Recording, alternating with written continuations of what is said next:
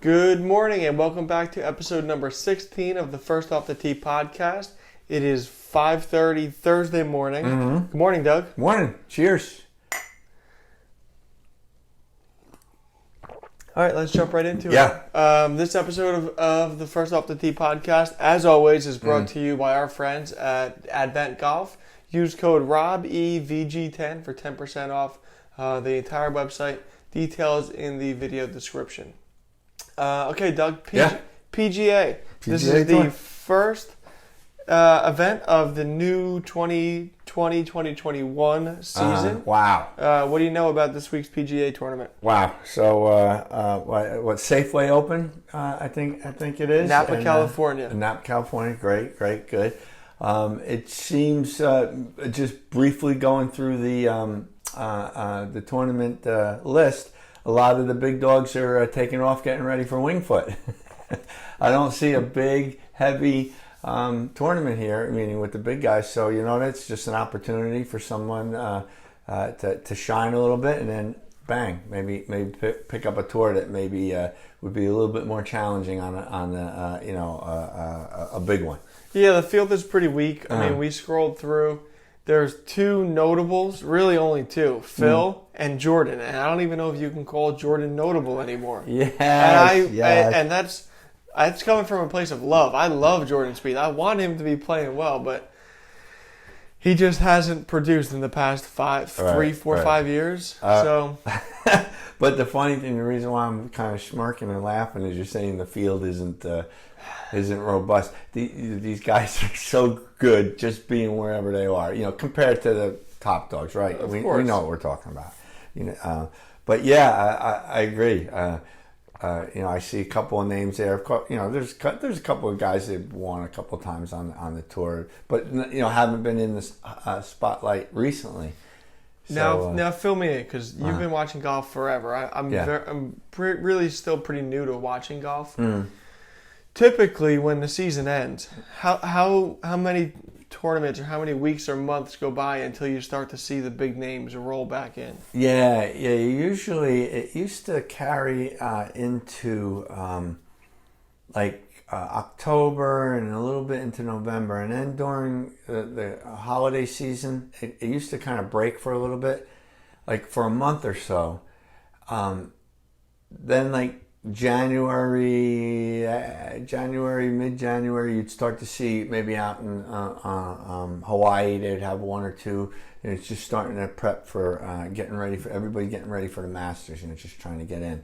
So that was the break, and then not long ago they started saying, no, let's end the season a little bit earlier, around this time, and then start this crossover season, and which was funny because, like you said, the fields aren't so strong because these guys have been rocking it all summer long, and all in through the beginning of the winter, and then they just needed a break. So then you'd have these other guys that would you say if you got into it, you looked at it in January, and you got this guy who's won 3 already. He's top of the, and you don't even know his name. I mean, from or you don't see him a lot on TV, and then all of a sudden he goes back. But then sometimes he comes up, and it's kind of like an opportunity for the guys that don't play so much, that don't get all the big invites, get into the smaller tournaments and win some. So it's good. That's good. It's obviously with this year being COVID and everything, and the season being cut short, and now next season being scrunched, we don't have that break. I mean, season ended last weekend, and now a 1 week break, and now we have the U.S. Open. So it's completely different, this year. And then, of course, next year, the schedule, I guess, is probably staying pretty true to what it used to be.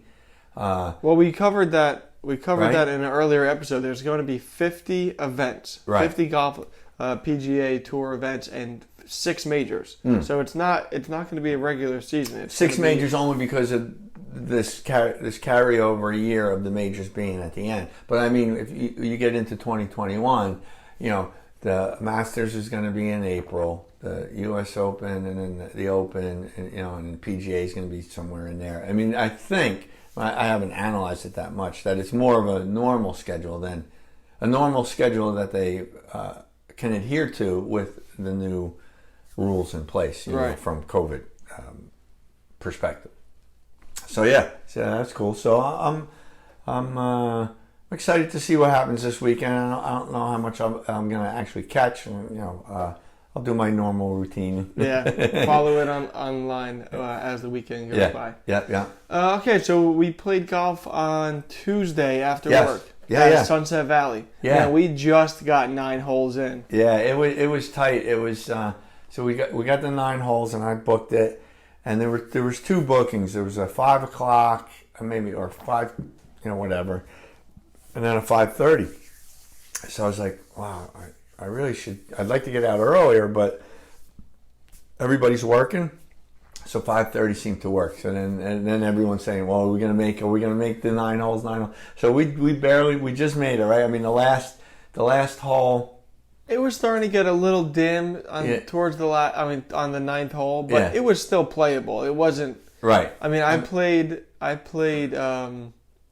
East Orange a couple weeks ago, and we finished 9, and we're like, let's go squeeze 10 in. We go to 10, and it was pitch black. Yeah. And it was like you couldn't even.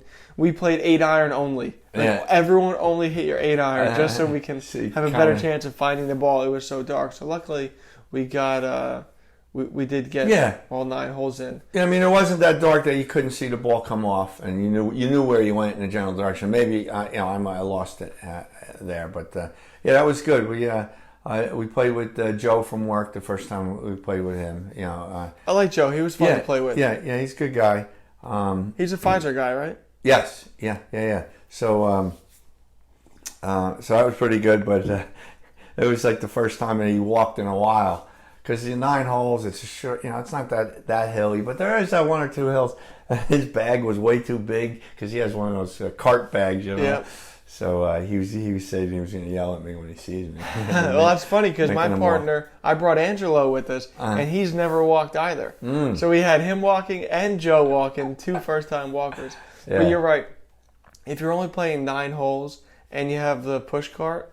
It's very doable. Yeah. Yeah. And I think people who don't normally drive, like they're just like we're just gonna. I mean, I'm sorry, don't normally walk. They always drive. They always shy away from walking. But once you do it, you realize it's not. To me, it's not really any more strenuous than driving. Yeah. I very much prefer it. Yeah. Even my friend Rick Borgo earlier in the season. We played Pitchbrook. It was the first time he ever walked, and he's like, that's not so bad. I mean, I think people sometimes might think of it to be, walking and carrying, you're going to be exhausted. I agree. I much rather walk. I mean, but like you say, if that's your routine and you drive all the time, then you're used to it, you know. But I think both of those guys, Ange and Joe, they hung up, but I didn't see at any point did it seem like they dipped and they were getting tired. Oh yeah, no. Tired wasn't a factor. I mean, it was a little warmer, with the sun out, but then as the sun went down, because they Sunset Valley, because you're in a valley, so you kind of lose the sun, but the light is still there for another hour or so. Right. It got cool and it was nice. So I pulled out the practice mat yesterday after work. So I haven't used that thing in the heat of the summer. It was too hot to be outside. Yeah, especially where you put it, because that's right where the end of the sun is just blaring out. 5 o'clock, it's getting smoked. Yeah. So I was like, I really want to just hit some balls on the mat, specifically my 5-iron, because that 5-iron should be my money club. That's what I take off the tee, and the reason I take it off the tee is because typically it goes straight and far, but lately it hasn't. So I was like, I just need to spend, even if it's 15 minutes, just hitting on the mat, getting everything back in order. And I made one little adjustment, and it switched. I mean, in my little practice session, I was hitting the ball fat. I wasn't picking it clean. Even if I was, I had the launch monitor down there. Yeah. Even if I wasn't hitting a 190, 200. It wasn't hitting my distances. And I was like, something is just off. I didn't know what I was doing. Right. So what did you do? I went back to I visualized the video that I made when I compared my swing to Justin Rose's Yeah, swing. yeah. When you did that analysis. And actually, I'll put a link in to that video in the description if you guys haven't seen it. I thought a pretty cool video where I analyzed my swing and then I compared it to Justin Rose and then tried to emulate his swing. And in that little practice that I did there, it taught me a lot. It did change a lot of my mechanics.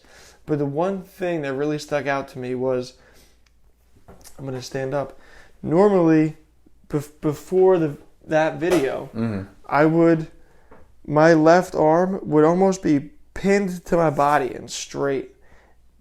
And Justin wasn't like that, so I made that adjustment, and I've realized over these past couple of weeks, I've gone back to doing that. I'm pulling it real tight. Now, his stance is a little bit more relaxed. And so I was like, you're right. I'm like, in that video, I relaxed this right arm, and it was more of a relaxed state. I wasn't this tense, get ready and hit. And so I'm like, all right, let me try and go back to that. So I relaxed that arm.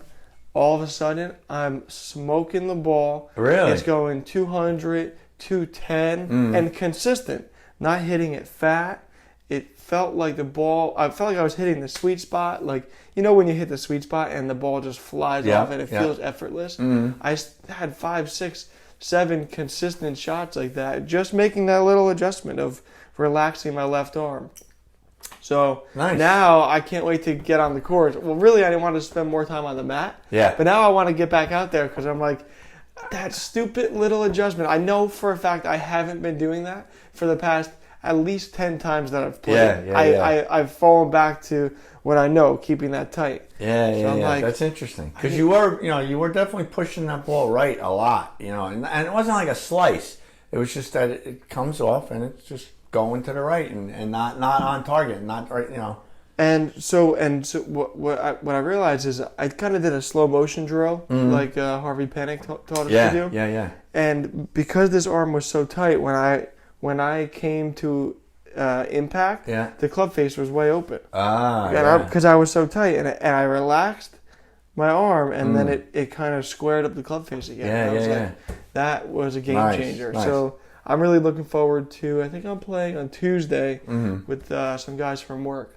So I'd like to do, since you have the mat out, maybe one day when we've got, I'd like to do a swing analysis of myself. Oh yeah, that'd be fun. I really want to do that because I've been playing pretty good, and now I want to play better. Right? I mean, we played the 9 holes the other day, and I wrote 11 points, but then I went back over. I think I mismarked one, so I only had 10 points.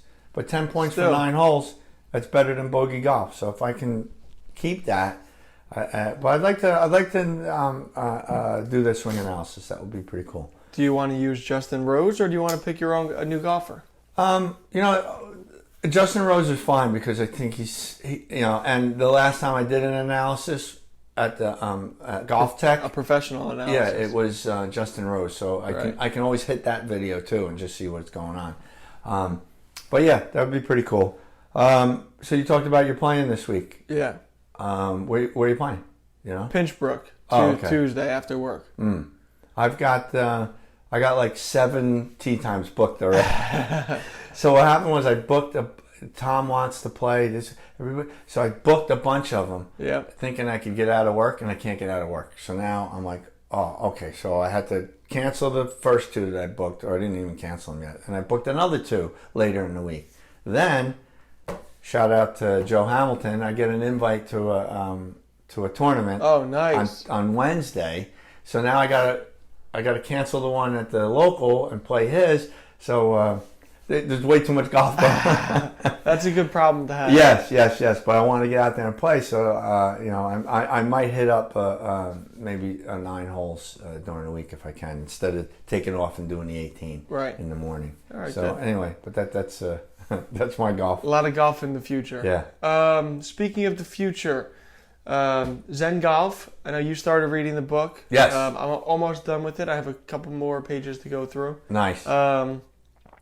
JT, our Zen Golf mind coach, who I interviewed a couple weeks back. Yeah. He's coming back on the show. Excellent. We're Excellent. looking forward to having JT on the show. Can't wait to meet him. Yeah, can't wait. Unfortunately, you missed you were gone the first time that we had him on the show, so that's exciting. So a Super Loop episode is in the works. So for the viewers, if you haven't already seen JT's episode, I'll link that in the video description so you can see who he is and what he's about. He's a fantastic mind coach.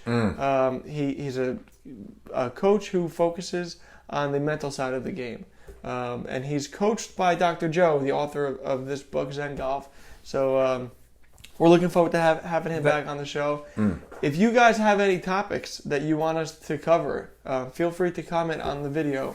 What do you want us to discuss with JT? Yeah, it'd be cool to see if anybody... That would be cool. Some viewer input would be pretty cool. Yeah, because I mean, we could pick JT's brain all we want, but it'd be nice for the people watching to say, "Hey, what does he think about X, Y, or Z? Yeah. Or how do I go about this, that, or the other thing?" So that's pretty cool. And I tell you, I often go back to the JT's video that he did with you.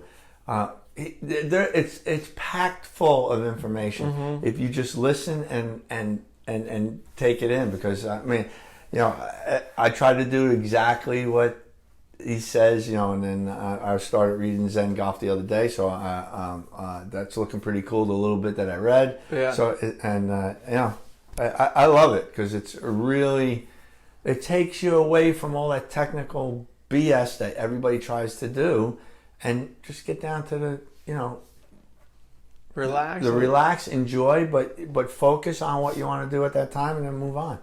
So I'm excited to finish the rest of that book. That should be a fun episode. Yeah. That'll likely be maybe next Thursday. I don't know. We'll see, because with the U.S. Open coming up, I don't know when we're gonna film it with him next week. I don't know when we're gonna post the video, but that will be coming soon. We have 1 minute left, and I have a short topic I want to discuss. Plastic tees versus wooden tees. Okay. What are your thoughts? Have you used both? So I'm such a traditionalist. I've only used wooden tees. I've never used a plastic tee.